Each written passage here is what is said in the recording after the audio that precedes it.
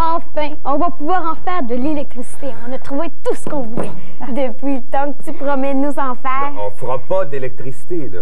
Je vais juste vous montrer comment on produit un petit courant électrique. C'est pareil, non? Non, non. Pour faire de l'électricité, ça prend un matériel autrement plus compliqué que les deux petites piles qu'on a là, on va te dire ça tout de suite. En tout cas, nous, tout ce qu'on veut, c'est de voir. On commence? Peut-être, mais avant, moi, il y a d'autres choses que j'aimerais vous montrer avant de m'amuser avec ces fils-là. Mais qu'est-ce que tu veux nous montrer avec des citrons? François, ça fait 5 fois que tu me le demandes. Les explications s'en viennent. Patience. Si tu veux vraiment te rendre utile, va donc chercher sur mon bureau un trombone, s'il te plaît. Oui. Tu veux nous montrer quoi avec ça? Le principe de la pile électrique. T'as le trombone? Oui. OK. Défais-le pour en faire une tige droite. Okay? Un citron peut servir de pile électrique? Tu vas comprendre dans une minute. Voilà. Tiens, c'est correct comme ça?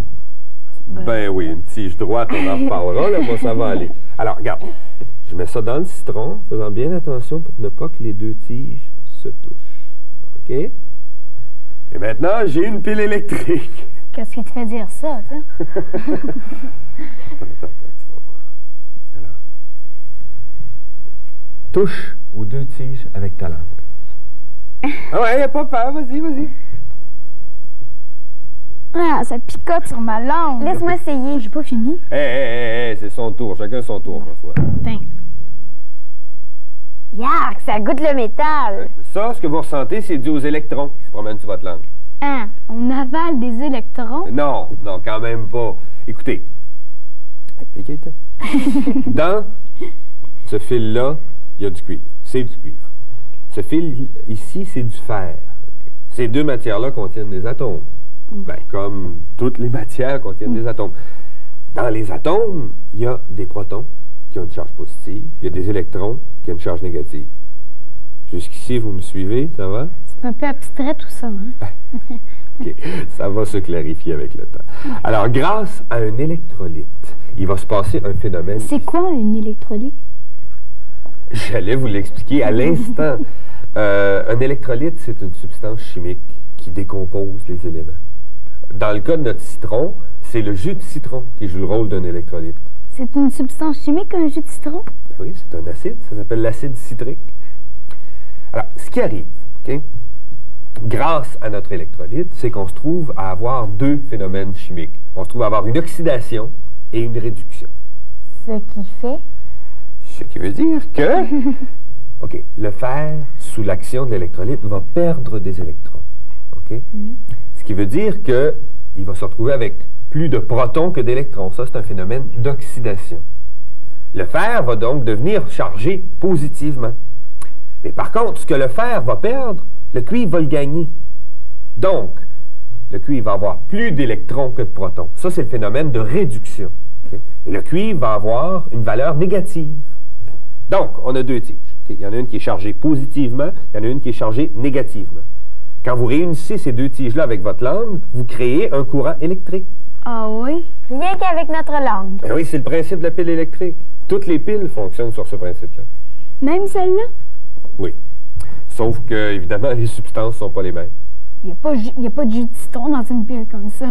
Non, heureusement d'ailleurs. La borne positive, c'est une barre de carbone. La borne négative, ça va être habituellement une plaque de zinc. Et l'électrolyte, c'est un mélange de manganèse, d'ammonium et de carbone, si je me souviens. Maintenant, montre-nous l'autre expérience. J'ai hâte de voir, moi. Ben oui, mais il faut que je complète mon circuit, là. Il me reste encore une couple de petites affaires à régler. Pourquoi tu as mis un papier collant sur ta plaque? Pour mieux l'isoler. Alors, on a vu tout à l'heure comment fonctionnait une pile électrique. Maintenant, comment on peut l'utiliser, cette pile-là? On va utiliser des fils. Tu me devances, toi, un peu, là? Bon, c'est prêt, voilà.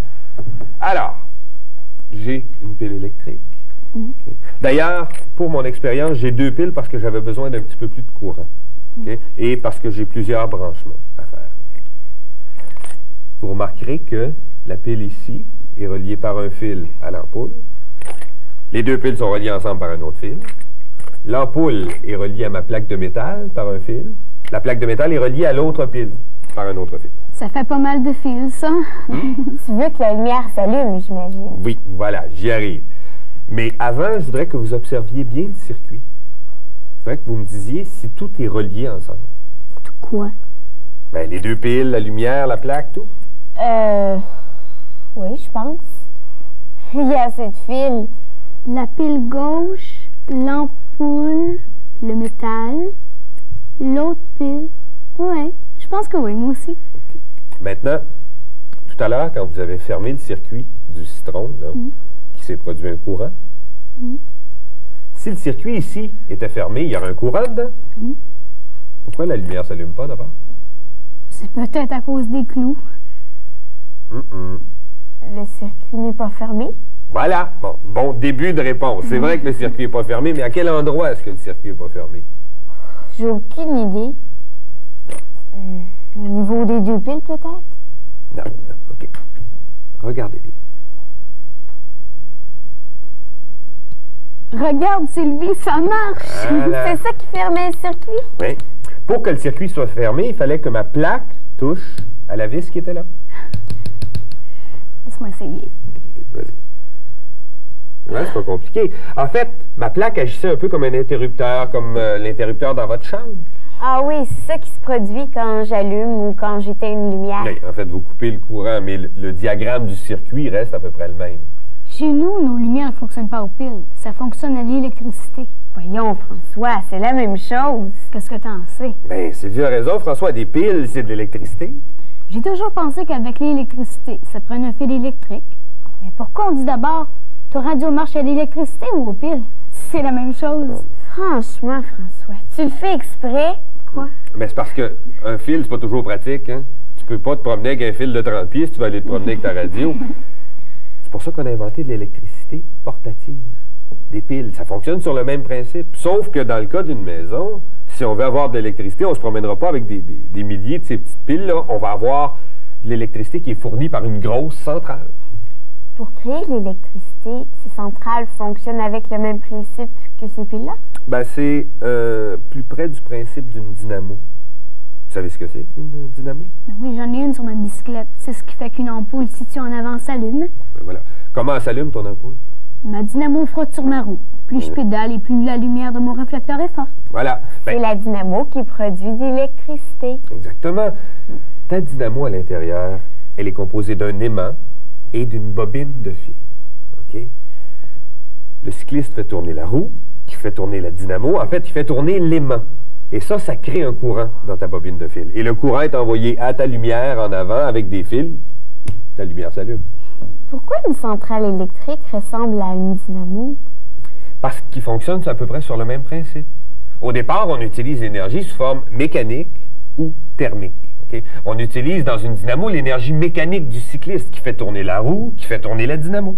Les centrales électriques ne fonctionnent pas à pédale quand même. Non, pas tout à fait. Écoute, on utilise la force de l'eau, la force des chutes d'eau. Okay? On transforme l'eau d'une rivière en chute. Et les barrages sont très élevés pour que les chutes soient très fortes. Pourquoi les chutes d'eau doivent être fortes? Parce que c'est la force des chutes qui nous intéresse. Plus la chute est forte, plus elle dégage d'énergie, plus on a d'électricité. Puis, qu'est-ce qui se passe dans la centrale? Dans la centrale, on transforme l'eau des chutes qui fait tourner en fait une turbine, comme l'aimant de notre dynamo tout à l'heure, et là, il se produit de l'électricité au bout d'un long processus que je ne vous décrirai pas. Bon. Les centrales électriques sont loin d'habitude, hein? Oui, habituellement, une centrale électrique, c'est situé loin d'une ville. Comment on fait pour transporter l'électricité jusque dans nos maisons? C'est un long cheminement. Attendez, je voudrais vous expliquer ça. Oui, OK, ça me prend un carton, mon jeu de Monopoly. L'électricité voyage par les fils. C'est pas pour rien qu'il y a tant de fils autour de nous, hein? T'as raison. L'électricité voyage dans les fils. C'est ça, un Robert? Robert? Il est là. Ah, qu'est-ce que tu fais? Venez ici, j'ai besoin de vous autres. Pourquoi? On va dessiner. Qu'est-ce qu'il raconte? On va se faire un village avec mon matériel de Monopoly. Alors, toi, Sylvie, tu vas dessiner des rues. Toi, François, place les maisons. Oh. Oui. Alors, l'électricité part de nos grosses centrales et voyage sur des câbles, OK? Des gros câbles, et sur ces câbles-là, le courant est très, très fort. Il est beaucoup trop fort pour que nous, on puisse l'utiliser. OK? Avez-vous fini, là? Ben presque. Mais c'est parce que pas besoin de faire une ville, là. 2-3 rues, ça va être amplement suffisant. En fait, passe-moi donc le crayon. Voilà. Alors, nos câbles vont emprunter un réseau différent. OK? On va les répartir par région. Supposons que notre carte, c'est une région. OK? Les câbles vont arriver dans une centrale qui est située ici un petit peu à l'écart. OK? Et puis après? Cette centrale-là va répartir l'électricité dans les différents quartiers ou rues. Comme ça. En fait, on va relier à des transformateurs. À cette étape-là, le courant est baissé suffisamment pour que nous, on puisse l'utiliser. Comme ça. Ensuite, qu'est-ce qui va se passer? On va distribuer l'électricité dans les maisons. Voilà, on va relier chacune des maisons avec des fils. C'est comme ça qu'on peut avoir chacun chez soi de l'électricité? Oui, il y en a pour faire fonctionner les poêles, les réfrigérateurs, laveuses, sécheuses, système de son, télévision, les ordinateurs. C'est pas vrai. Oh, je viens de me souvenir que j'avais du travail qu'il fallait que je finisse pour demain, moi. Imbécile, ça se peut-tu? OK, on s'en va. On t'a assez dérangé. Voyons, qu'est-ce que c'est ça? Je gage que c'est une panne de courant. Oh. As-tu des chandelles? Oui, tiens, j'en ai une ici. T'es arrivé au bon moment, hein? Puis des allumettes? Allumez ça. Hey, c'est pas sérieux, ça, une panne d'électricité, franchement. Qu'est-ce qu'on va faire, hein? Ben, on va attendre que ça revienne. Tiens, si on chantait. Oh non. Feu, feu, joli feu, non. ta chaleur nous réjouit. Non, si tu fais pleuvoir par-dessus le marché, non, joli non. Feu, chante dans la Nuit. nuit. Bon. À moins que ça soit mes fusibles, il faudrait que j'aille vite. Des fusibles. Oui.